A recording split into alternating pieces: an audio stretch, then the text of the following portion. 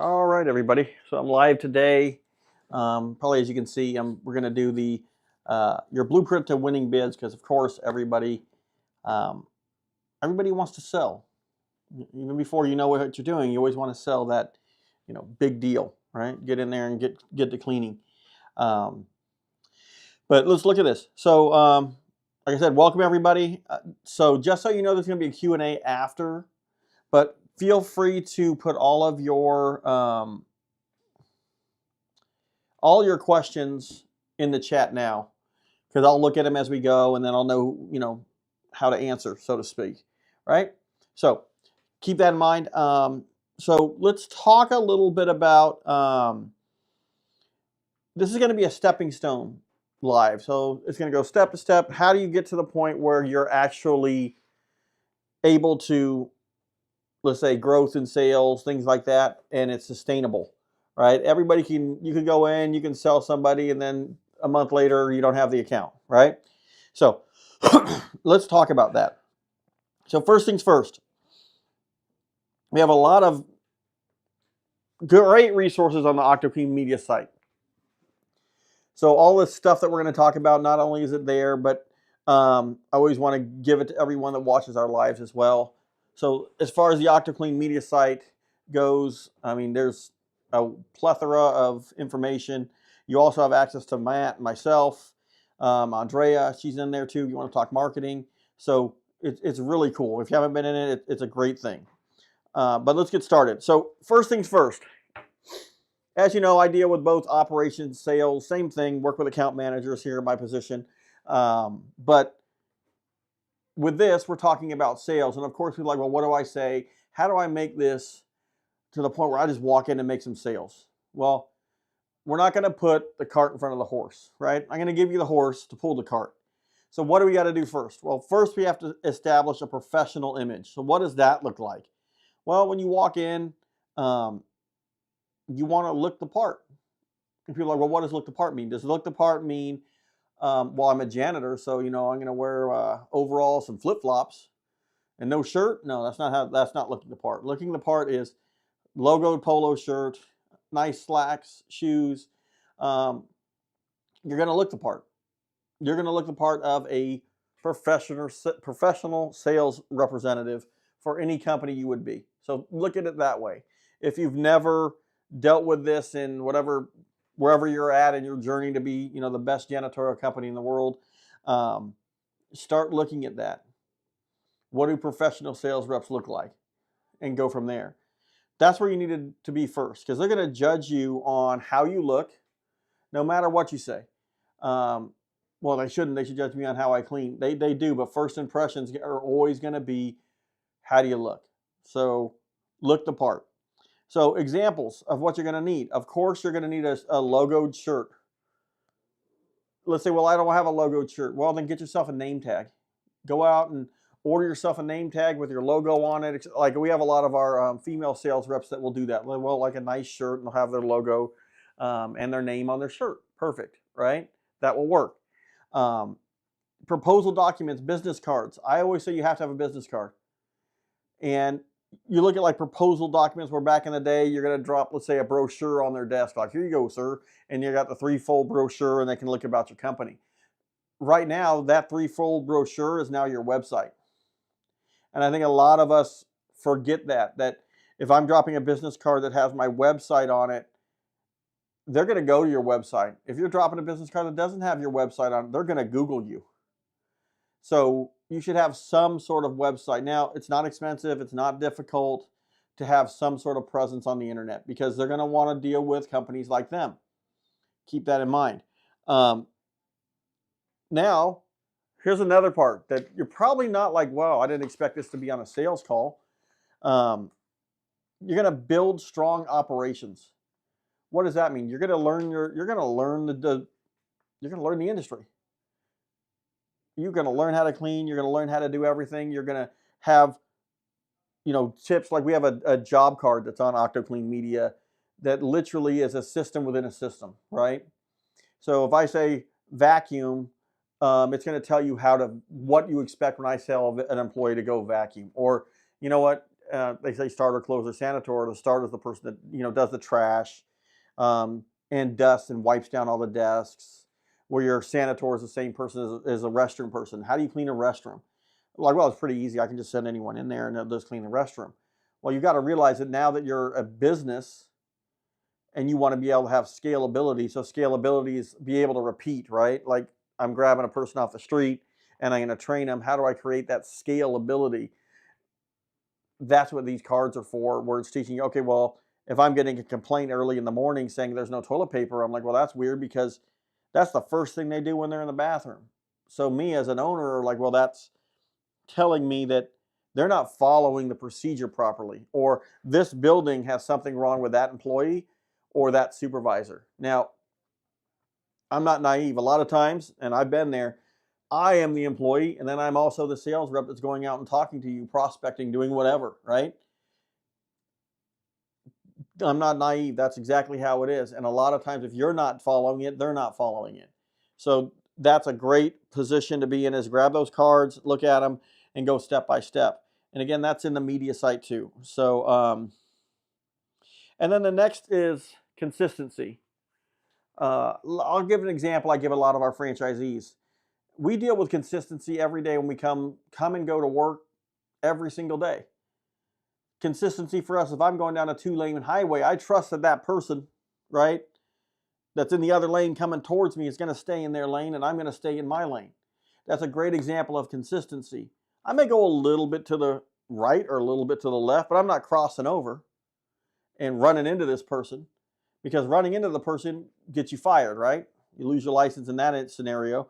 But in our life, what does that mean? What is crossing the line? Every day they come in and they're like, I don't know if it's going to be toilet paper today, or is it going to be trash cans? Is it going to be a door left unlocked? Is it vacuuming? Consistency. We're not talking perfection. I'm talking the same thing they can expect every day. So what does a customer want with consistency? They want their trash emptied, their restrooms clean, vacuuming, doors locked, alarms are set.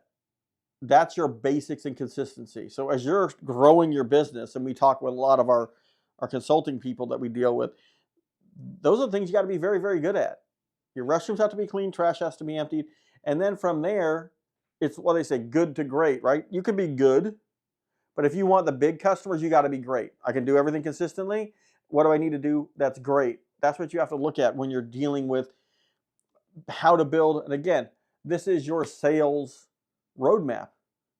It's not go out and talk to a bunch of people before I even know what I'm doing and make sales. No, learn the industry, learn your job, and then sell something of value.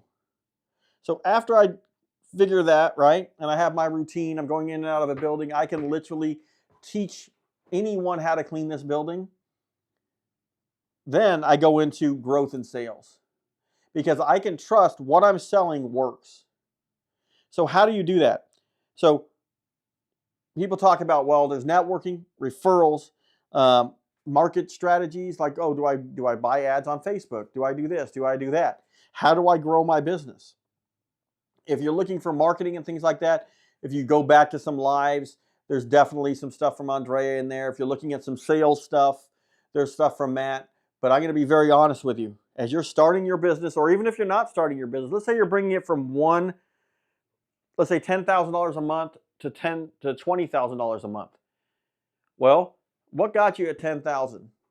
I bet you it's not paying Facebook ads. I bet you it's not that much of networking. It's going to be two things for you guys. It's going to be referrals, and it's going to be prospecting. There is an amazing prospecting guide that Matt created. And like when I say it's amazing, it's very step by step. You're focusing on prospecting, not selling, which a lot of people get confused about the difference. Like, well, what is that? I should be able to go into an account, just knocking on the door and say, hey, you know, this is Greg with OctoClean. Who would I speak to about your janitorial? So remember that one. This is blank with blank. Who would I speak to you about your janitorial services? That's when you start prospecting. And prospecting then becomes sales. That's what this, if you get the answers to those back, that's a win. If you don't, that's not a win. That's what I'm handing out a business card. If I get a win, okay, well, here's my number. They wouldn't be available, would they? Oh, no, they wouldn't be. Like, okay, would say his name is Sam. Would Sam have a email address? Oh yeah, here's his email. Bingo. That's a success. That's a win. That's your start of from growing. But what did you have to do before that? You got to know what you're doing. I wouldn't go out and start a mechanic shop and just be like, I know nothing about cars, but I heard there's some good money in it. So I'm going to go open up a shop, put a sign up, and then hopefully people start bringing me their cars. And your shop probably looks amazing, and they'll bring you your cars, and they're like, this guy don't know jack about cars. And you don't know how to fix it, or you do, and it breaks down again, and then within 90 days, you're out of business. That's the same thing here that a lot of people think, like, if I could sell the account, then that's where I'm at. I can sell it, we're good, I'll figure it out after. Because you know what? What's the old adage? Cleaning ain't that hard. Well, cleaning ain't that hard if you're cleaning your house. Cleaning is very hard when you're getting paid to do it and people are watching you. So keep that in mind. So, and then another thing is like your proposal. The days when you had like, oh, I got a 7-page proposal and this is going to tell you everything about my company and this and this and this. We've seen all that stuff. We've seen that come and we've seen that go. Now, exactly like I told you about with a business card, your proposal is pretty much your website. Imagine if I'm someone that's in a large company and I'm like, you know what, I've had, Jordan came in and he's selling me a janitorial service and it's at $2,200 a month. And I know right now we're paying $1,800 and you're selling this to your boss. What are they going to do? They're going to be like, you know what, why don't you punch up their website and let's look at what we're looking at. Are they a better company than who we have now? Oh, punch up who we have now. Let's see what they look like. That's the presence. That is your presentation. Now, you're going to have a scope of work. You're going to have a service agreement. All that type of stuff is very scary for new people. I'll be very honest with you. I deal with a lot of people on our media side and consulting that don't even have a contract. Like there's no service agreement. So if they have a customer that doesn't pay them, they have zero recourse. Like, well, I can't even get my money because I have no legal contract.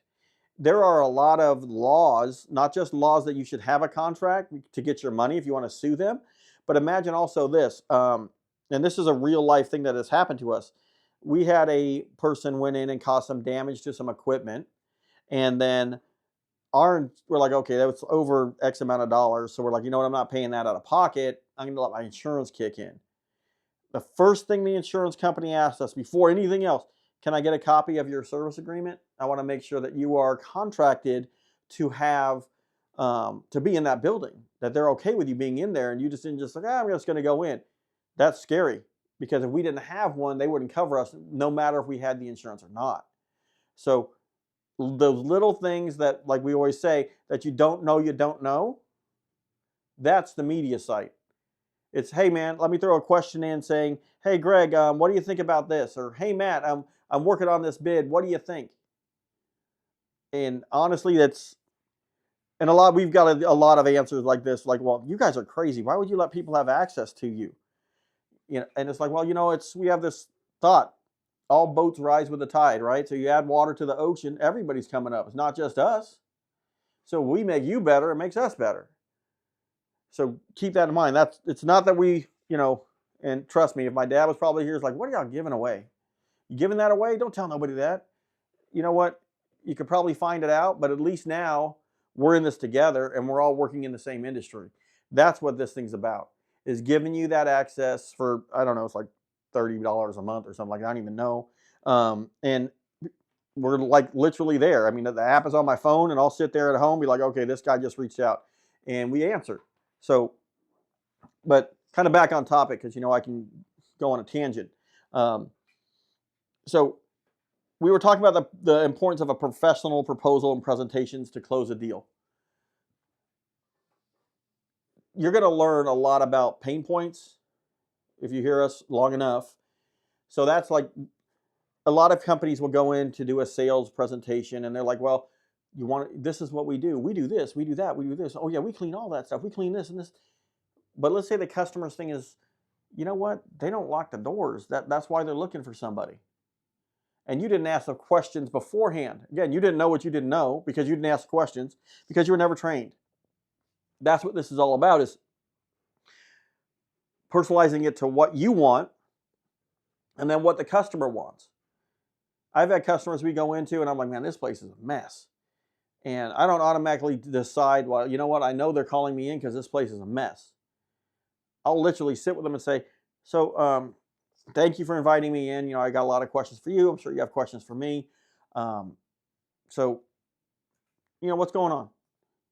And then they share like, well, this is what's going on. And then of course there's other questions, and we could be here forever if we got into that whole method. And that's what we're talking about, pain points, is why are you really there?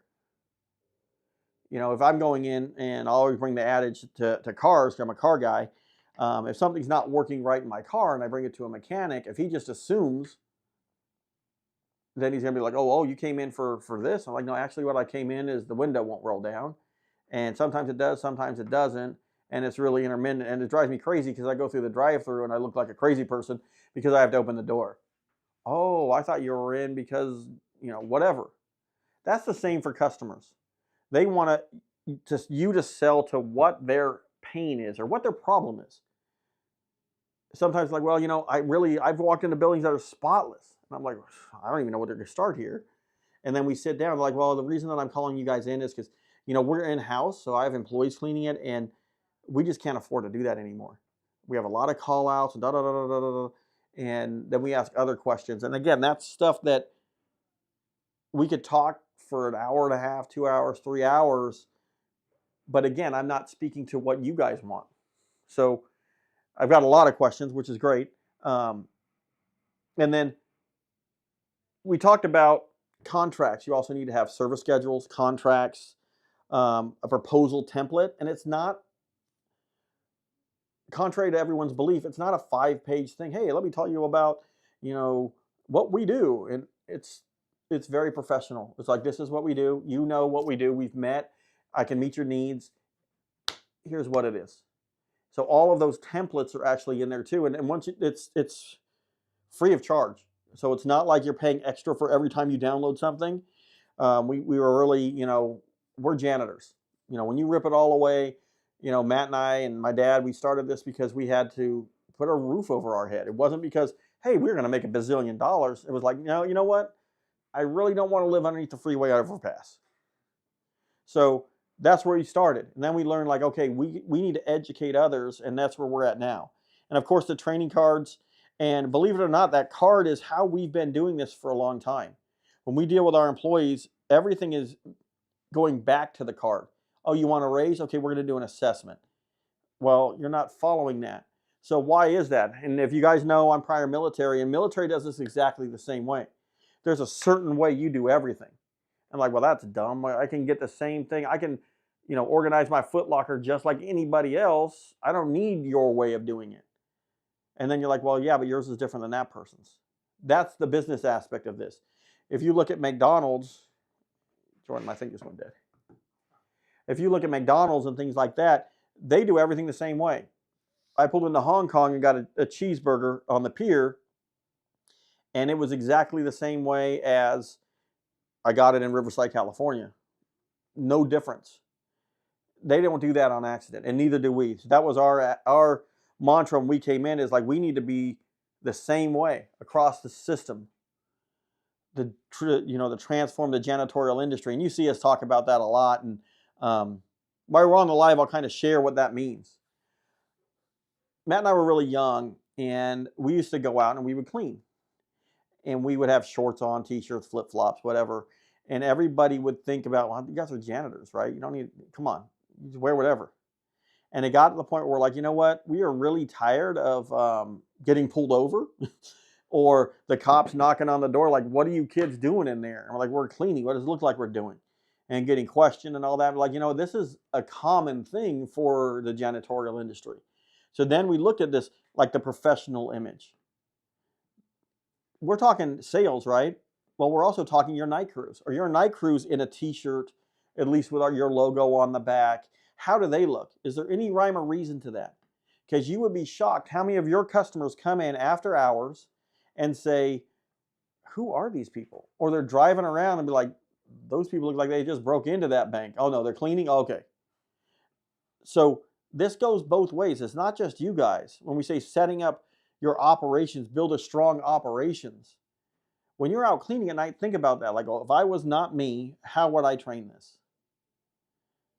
And we're here to assist with that, saying, okay, this is how this is. I mean, we have a guy in the Cayman Islands, and he changed his whole business to do it exactly like the training cards and routing and all that stuff like we've been doing for, over 20 years.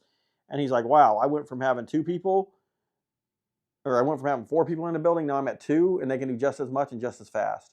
That's amazing. And I'm like, well, yeah, because now we're intentionally making people do it the same way. Now they get faster.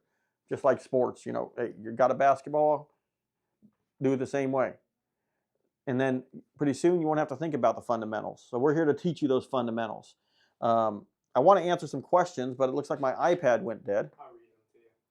So I've got a sidekick you guys have never met, Jordan. Go ahead, Jordan. Read the first one. Okay, so first one. Do you think QR business codes are better than original business cards? Or business cards, QR business cards are better than original business cards? That is a great question. We actually use a blend.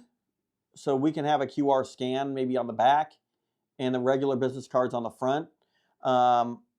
It depends how you use it. If you just give me a QR scan and it's a business card that just has a QR scan and that's it, I'm not scanning it. I don't know what that leads to. What if it's on their phone? Because you ever seen that? I've dealt with guys that have it on their phone, like, hey, just scan me. Yeah. It's a little intrusive to me because it's like, what am I scanning? Am I sharing? Because a lot of times when I met the guy that I did, when I scanned his, it sent him my information. Yeah. So to me, it's like, you know what? That's like, it's kind of like you knocking on the door to someone's house and just kicking the door in and be like, I'm going to sit on your couch, bud. Yeah. So I would say, I would keep that if somebody wanted your information, or if it's a customer that you currently have, or you're walking with, let's say, a client around a building and one of the ladies in there has a complaint. It's like, how do I access you guys? Okay, here, yeah, just scan that right there. But just be careful with it, because as far as your prospecting, or as you guys like to say, soliciting, like going door to door, I think it'll be a negative connotation, be very negative, because you're not going to be scanning the person that you're talking to. You want to leave a card with your logo, looks professional, and they may not call you for a month. And they're like, you know what, dude, that dude came in here and did talk about janitorial. Somebody did. And then they go talk to the receptionist. Oh, here's this card.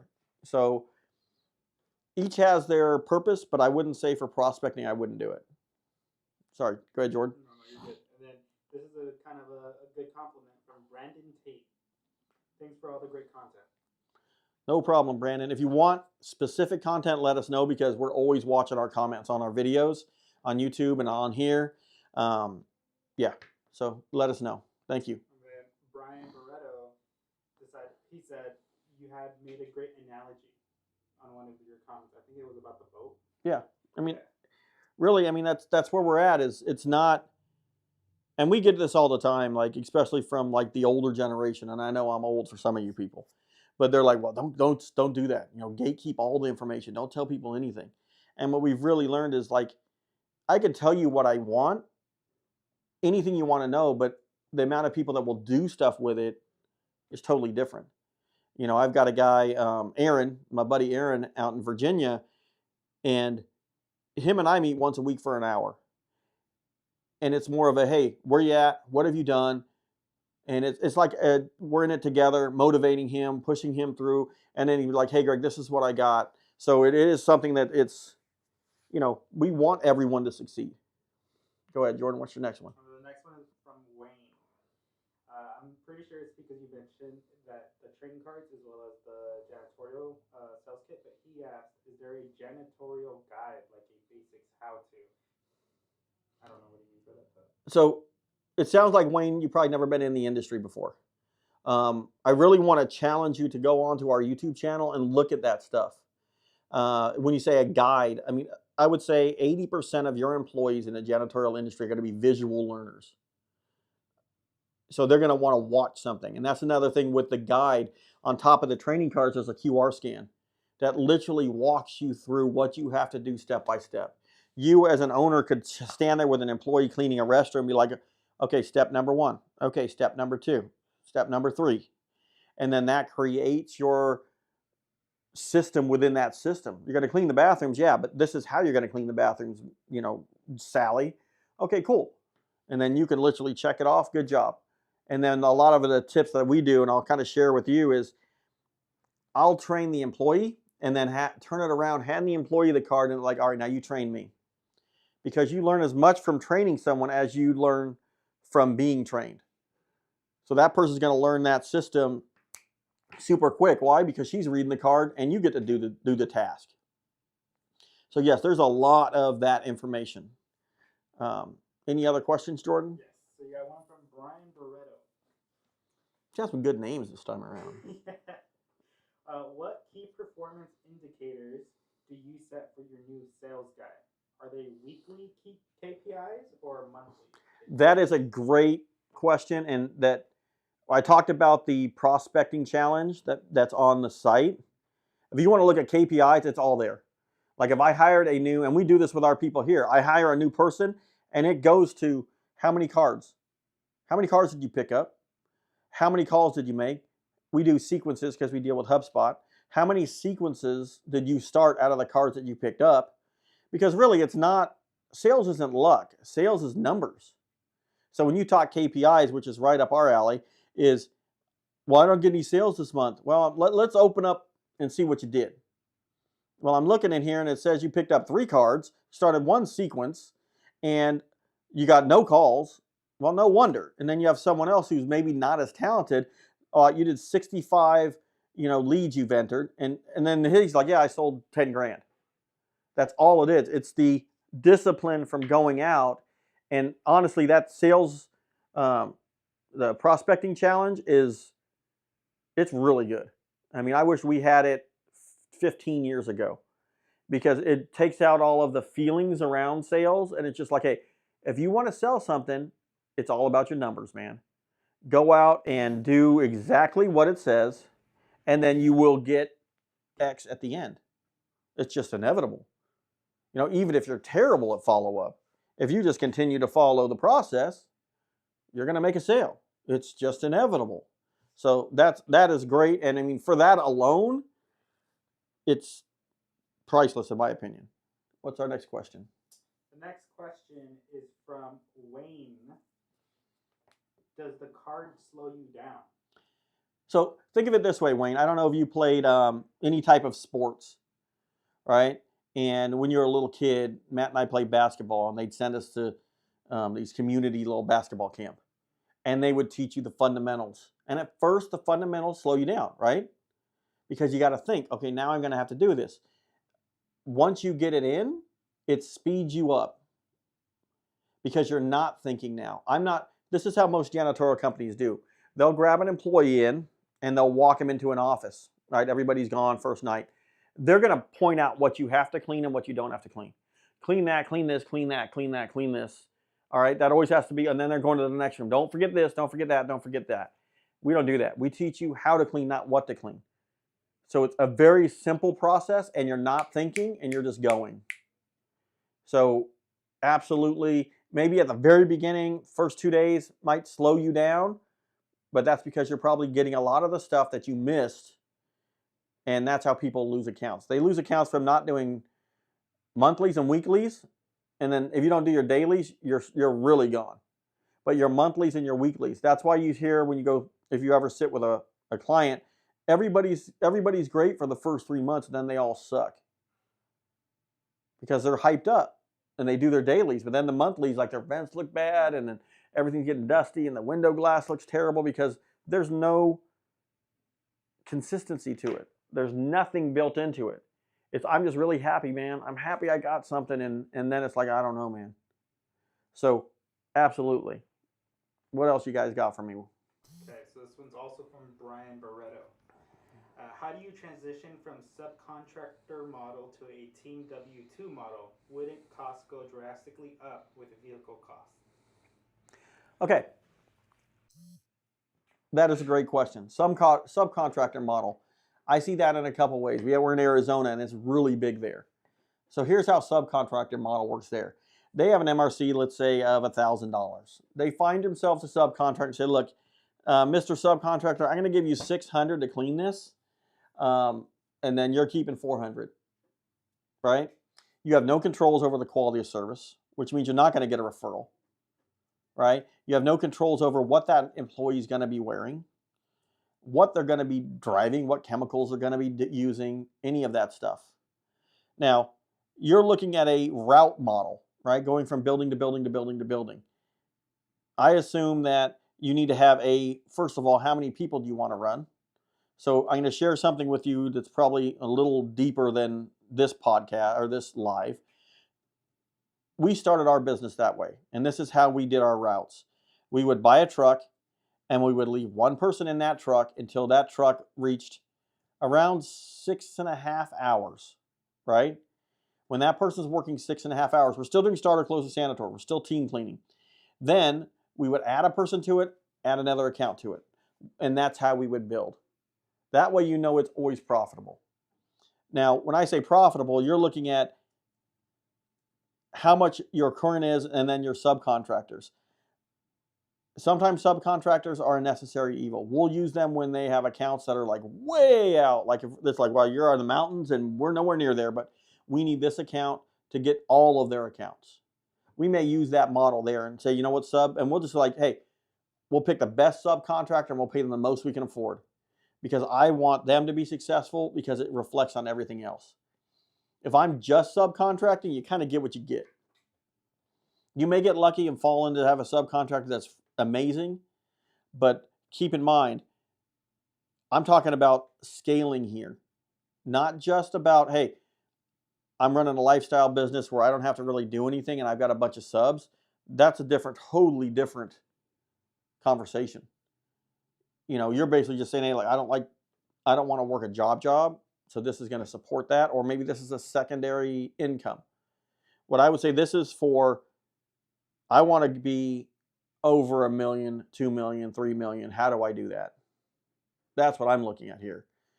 Because you can't do that with subs because subs are going to take half that money if you look at it or more. And then subs, when you're in that, you're dealing with like huge medical groups. They don't want inconsistency between one clinic to the next. They don't want someone that's going to not know how to segregate medical waste in this one, and then they do in this one, and it's a disaster, and they're getting fines. These are the customers you're going to be dealing with when you're in that $2 million, $3 million, $4 million a year or higher. So that's what this is about, is how to get you from $300,000 a year with a bunch of subcontractors to $3 million a year, and you're in control of your branding, how your employees work, what they're doing, quality of work, and you can push forward. Because again, if we're not building a strong operations, that's not strong operations. That's like, I got this. Sally's cleaning over in Tempe is going to clean it for me. That you're not going to last. And a lot of times those subs are like that. And then they get in trouble because maybe they're not hiring people that are legal to be here, and it can be a huge mess. So that's my question, my answer to that question, Wayne. What is it? Brian. Sorry, Brian. That's all the questions. I was thinking Wayne is like, you know, Batman, Bruce Wayne. Yeah, that's how every time I see. That's a good name, man. That's a good name. It's Wayne as in WAYN. No E. I like the Y. So we like that. What's that? No more questions? Yeah, that was all. But again, I mean,